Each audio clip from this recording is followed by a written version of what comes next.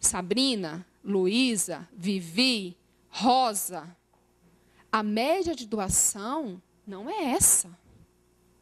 É 5, 10 reais por mês. Então, não se iluda que vocês vão ter esse recurso, porque vocês não vão ter. Então, a gente falou assim, ok, a gente não determina, é o que cada um pode. Diga. Solicitar recurso de penas peculiares? Olha, poder a gente até pode. A gente pleiteia aí algumas verbas, né? Tem aí medida provisória, aquele que você falou, não é medida provisória, não. Que pede de... Hã? Não. Hã? Não tem. Quando a gente... não é medida provisória, que libera um dinheiro para fazer uma... O que você disse que conseguiu lá na... Emendas orçamentárias, desculpa, é isso mesmo, né? Para fazer. E a gente já tentou em alguns momentos, mas esse dinheiro não veio, né? Oi? Conselho Municipal? Não. Aqui não tem. Né? Mas a gente precisa, de alguma maneira, fazer com que esse dinheiro chegue para a gente. E se não chegar também, a gente continua fazendo.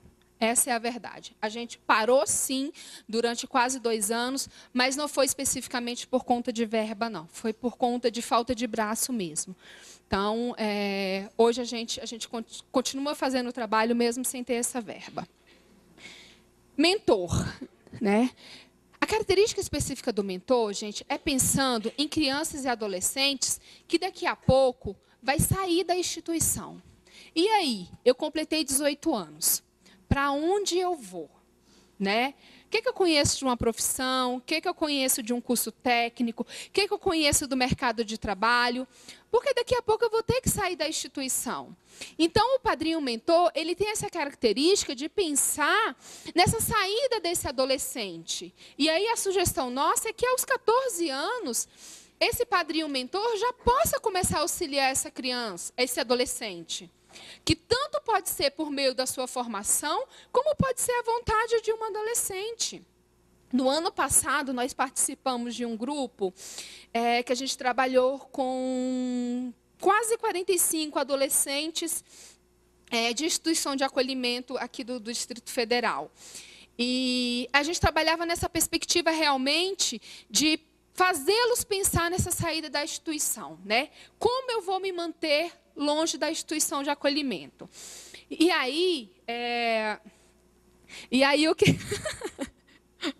Ok. E aí o que acontece? Durante esse ano todo, a gente observou que muitos deles ainda não pensavam nisso. Então, assim, quem é que vai dizer para essa criança, para esse adolescente, na verdade, que ele precisa pensar nisso? A instituição faz? Claro que faz. Em algum nível, em algum momento faz. Mas isso tem que ser estruturado. E se a gente puder fazer isso por meio de um padrinho, que ótimo. Né? Pode passar, Lu, por favor. Então, aqui são umas técnicas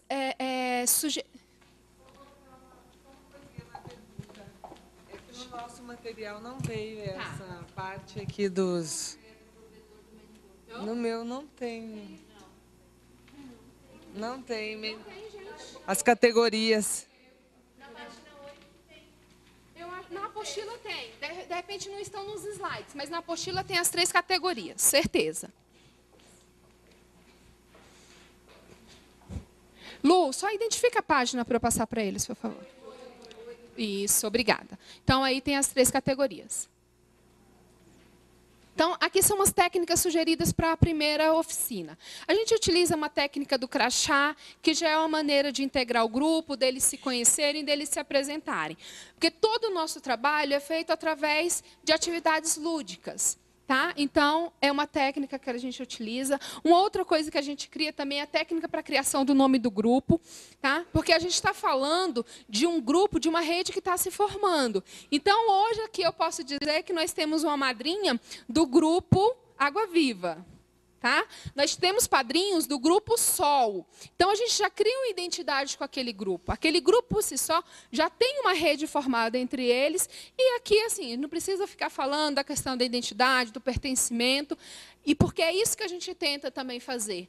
Né? É fazer com que eles se percebam como grupo, fazer com que eles se percebam como rede. Então, uma das nossas técnicas é criar o nome do grupo.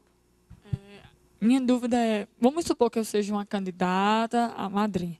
Se eu ligo hoje, mando e-mail, entro em contato com vocês.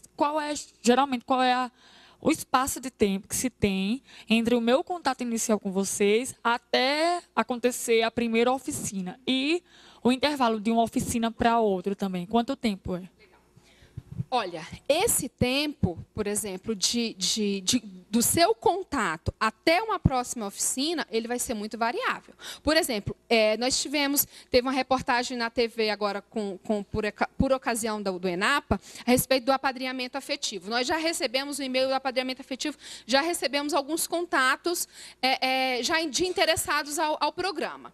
Então, o que vai acontecer? A gente já está pensando uma preparação agora para o final de junho. Então, ok, está perto para essa pessoa que entrou em contato comigo. Mas para alguém que estava lá na lista do ano passado, isso vai demorar um pouquinho mais. Demorar um pouquinho mais assim, porque ele já esperou. O mesmo e-mail que eu vou mandar para a pessoa que recebeu na semana passada, que nos contactou na semana passada, vai também para essa pessoa que está esperando há 3, 4 meses. Então, esse tempo é muito flutuante.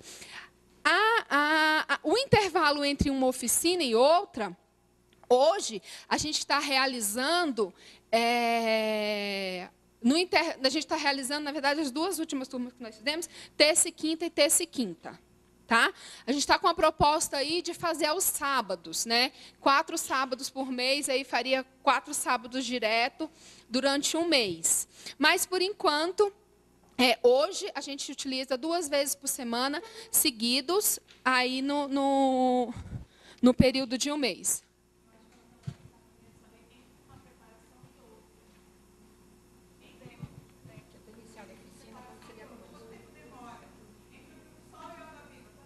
Mas isso não é definido, né? É flutuante. Ou você tem outra resposta que talvez atenda ela? Porque o que eu entendi é isso mesmo. Bom, de qualquer forma, assim, a gente está... Obrigado, querido. Não, de qualquer forma, assim, aproveitando que a Rosa levantou essa possibilidade, assim, como nós estamos, né, com uma metodologia nova, nós já conseguimos fazer 2 preparações, né? Isso, a ideia é fazer 5 por ano. Então, em média, a cada 2 meses, a gente estaria fazendo uma preparação. É o que tem sido 2 a 3 meses no máximo, justamente para isso, para não acontecer essa mega lista de espera, entendeu? Que aí, quando você chama, porque é aquela velha história. Eu me organizei, nesse momento da minha vida, para entrar num programa de apadrinhamento, mas daqui a um ano eu não sei te dizer se eu estou mais com disponibilidade. Então, se eu crio uma lista de espera, que a pessoa tem que esperar por um tempo, enfim, exagerado, possivelmente eu perco esse padrinho. Então, por que a metodologia também foi mexida? Foi aquilo que nós conversamos no início. Para que nós possamos fazer preparações mais frequentes para não perder essa pessoa que naquele momento da vida está podendo apadrinhar e que se eu for atrás dela daqui a 6 meses, talvez ela não possa mais. Então, a ideia é estar fazendo, em média, 2 a 3 preparações por semestre, tá certo? Para justamente essa espera ser no máximo de 2, 3 meses, ok?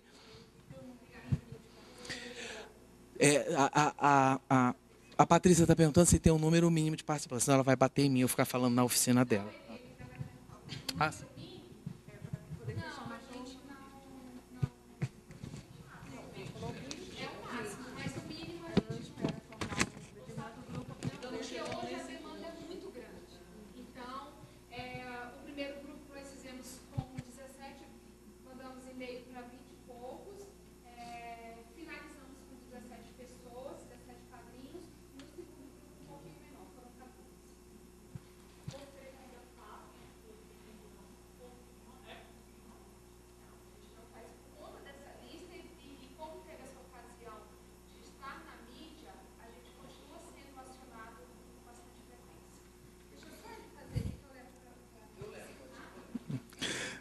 Você mencionou que uma das condições para ser padrinho é não ter nenhuma demanda judicial.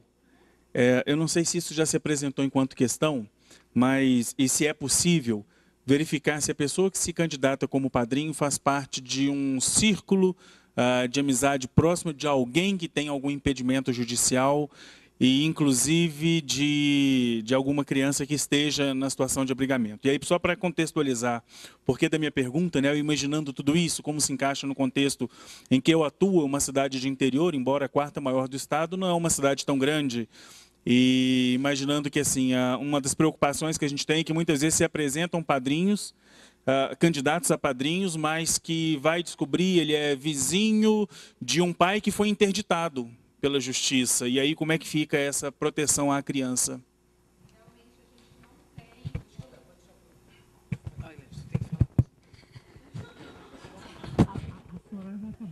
Você pode falar também. Infelizmente, hoje a gente não temos a condição de dar conta dessa questão. Um dos outros requisitos para ser padrinhos, que vai de encontro também isso que você está falando, e eu não sei se inconscientemente eu fiz isso, mas pela sua fala eu acabei lembrando, que um dos requisitos que a gente coloca, vocês vão ver que ele está aí na apostila, é ter um ambiente familiar estruturado, né?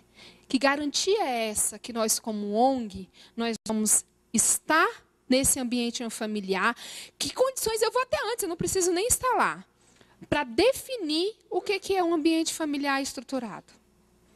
Né? Então, infelizmente, a gente não tem essa condição hoje.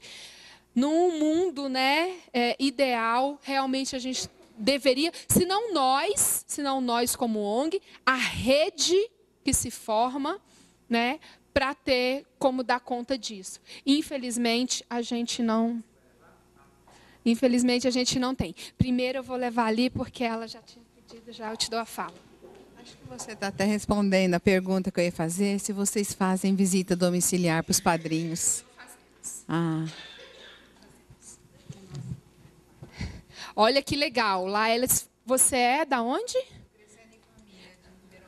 O Crescendo em Família faz essas visitas aos padrinhos. A gente não tem hoje estrutura, infelizmente, de fazer. Então, só complementando isso que você está falando, da questão da estruturação familiar, o padrinho afetivo lá em Cuiabá, a gente faz um estudo psicossocial. Né? O padrinho recebe a visita do psicólogo e do assistente social em seu domicílio. Fazemos a entrevista, elaboramos um relatório, né? E, ultimamente, o que a gente tem visto muito é a questão dos homossexuais, eles estão buscando muito o apadrinhamento. Então, realmente, essa questão de falar uma família estruturada, aí você, né, cai nessa questão. E por isso que eu falei com vocês, não sei se consciente ou inconscientemente, eu não mencionei isso, porque a gente sabe que isso é algo que precisa ser melhorado. Né? O ambiente familiar estruturado tem muitas interrogações, tem muitas lacunas aí que precisa ser identificada.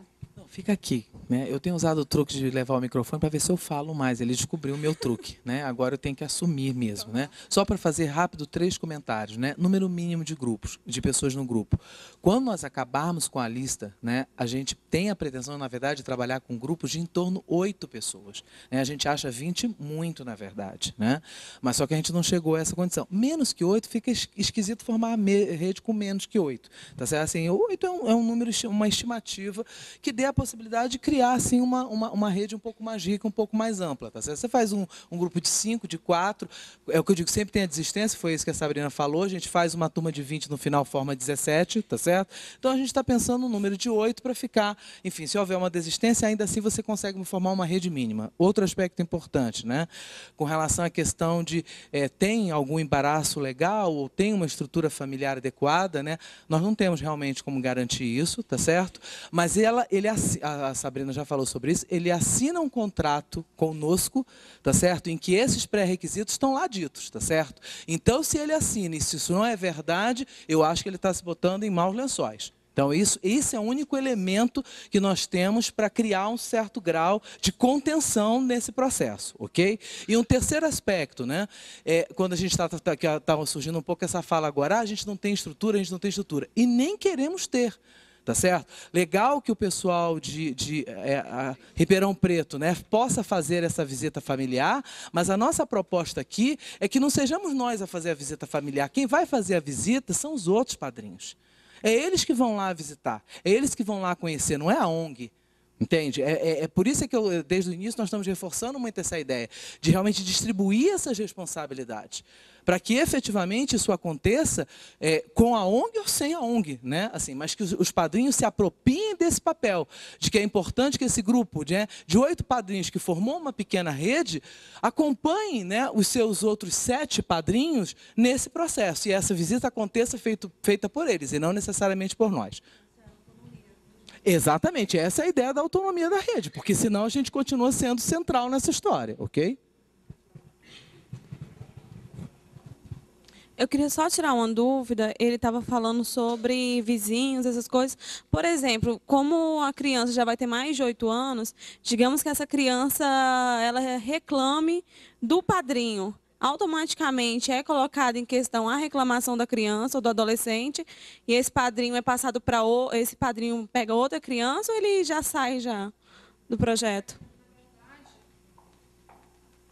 Na verdade, assim, uma vez o padrinho preparado pelo nosso grupo, aí você fala, o afilhado reclama do padrinho, mas ele vai reclamar para quem? Para a gente ONG, não é. Ele vai reclamar para o técnico, ele vai reclamar para a cuidadora social. Aí, a partir daí, nós ONG, nós somos só uma bolinha lá daquela estrutura que a Monique apresentou. E aí vai caber realmente, se nós pudermos contribuir para a solução daquele problema, para aquela reclamação, seja lá de que nível for, ótimo. Mas nós não nos colocamos no papel de centralidade, onde nós vamos resolver isso. Porque o serviço de acolhimento, muito provavelmente, vai ser, eu poderia até afirmar, vai ser o primeiro, ou a mãe social, ou a técnica, vai ser o primeiro a receber essa reclamação. Né? E que reclamação é essa? Reclamação de que eu queria que meu padrinho me levasse para o McDonald's e ele me levou para a lanchonete do lado da casa dele? Aí você está falando realmente de uma agressão, né? Mas o que eu digo é assim, nós, como rede, nós temos que trabalhar a resolução desse problema. Mas não é a ONG que vai lá saber do padrinho, por que ele fez isso, em que contexto que aconteceu isso, e etc. Nós somos mais um ator, de repente, com o serviço de acolhimento, com esse padrinho, com essa criança, para resolver a questão. Mas não somos nós que vamos lá dizer, olha, vamos lá, a gente vai resolver isso. Realmente não vai ser. Tá bom?